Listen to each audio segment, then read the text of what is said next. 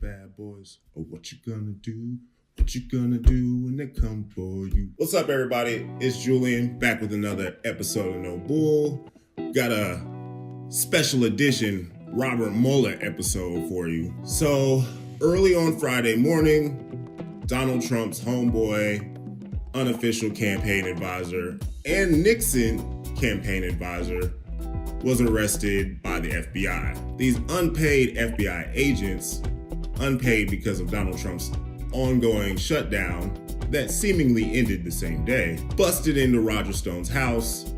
They didn't really bust in. They kind of knocked on the door and said, hey, it's the FBI, and took him to jail and arrested him. Now, Roger Stone fits into this because Roger Stone was going on TV and was communicating with people behind the scenes in 2016, leading up to the presidential election, and basically saying that he had Julian Assange's ear, Julian Assange being the founder and the owner of WikiLeaks. WikiLeaks was the organization that put out the hacked emails from the DNC, the DCCC, and the emails of Hillary Clinton campaign manager John Podesta. Now, what Roger Stone got indicted for wasn't essentially anything to do with the collusion angle per se.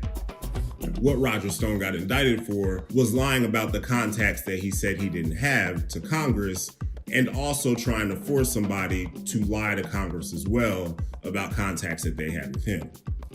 Now, Roger Stone says that he didn't commit any crimes, that nothing is illegal, that Robert Mueller's indictment is thin as dog's piss on a rock, I think he said, or something like that. But if you know anything about Roger Stone, there's actually a great Netflix documentary called Get Me Roger Stone. Roger Stone is a seemingly larger-than-life civil libertarian who essentially holds Nixon in fond regard.